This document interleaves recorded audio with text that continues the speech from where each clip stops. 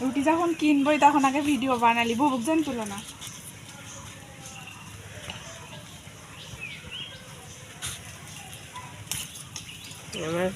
এগুলি হচ্ছে স্পেশাল রুটি, আর এগুলি কি করলেন কাকা? নৌকা। এগুলি হচ্ছে নৌকা রুটি, আর এগুলি হচ্ছে গোল রুটি। গোল রুটি।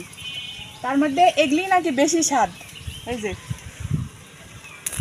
ঢাকি ভর্তি করে নিয়ে আসে কাকা, সকাল থেকে সন্ধ্যা পর্যন্ত মানুষের ঘুম মাটি করে ফেলাই যায়।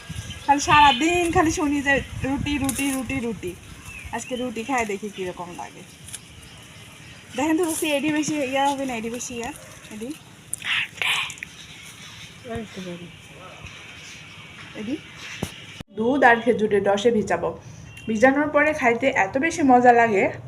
এই যে ভিতরে এরকম সফট, এই পাশটা এরকম আর এই পাশটা এরকম। এটা যত বেশি লাল হবে এই রুটিটা তত বেশি মজা লাগবে। এই রুটিটা এখন পিস পিস করে কাটবো আর দুধ রসে ভেজাবো। বটি নিয়ে আসি, এটা বটি দিয়ে ছাড়া কাটা সম্ভব না, ঠিক আছে?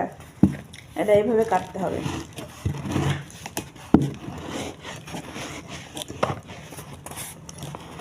ভাত খাওয়া টেবিলের উপর নিছি, এই যে এটা 2 ভাগ হয়ে গেছে। এটা এখন এটা বটি দিয়ে ছাড়া এরকম করে ছাড়া সম্ভব না কাটা।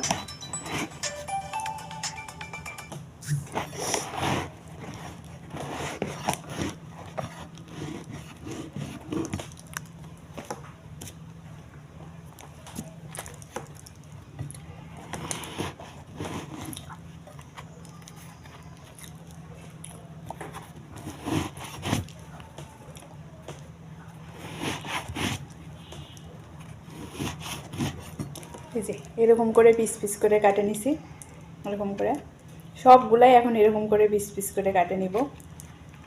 এরকম করে পিস পিস করে কাটে নিয়ে এই বলটার মধ্যে এরকম করে সাজাবো, সবগুলা সাজায়া তারপরে দুধ রস বানায়া মশলা বানায়া ঢালে দিব। একটা গাবলার ভিতরে অবশ্য আটবে না, পাতিল করা লাগবে, পাতিলে ছাড়া হবে না। তো রুটি কাটা শেষ। এই যে কি যে স্বাদ লাগবে এটা দুধ রসে ভিজানোর পরে।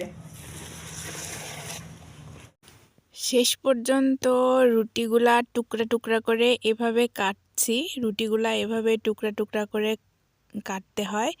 তারপরে এখানে হচ্ছে খেজুরের রস মশলা দিয়ে জাল করছি, এখানে হচ্ছে রুটি পিস পিস করে কাটা নিয়ে আসছি, এখানে হচ্ছে দুধ জাল করে রাখছি।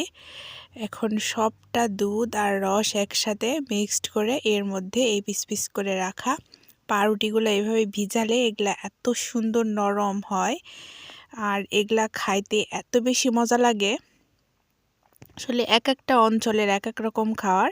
তো আমাদের অঞ্চলে এই রুটিগুলা অনেক বিখ্যাত। এগুলা হচ্ছে বাকরখানি রুটি বলে।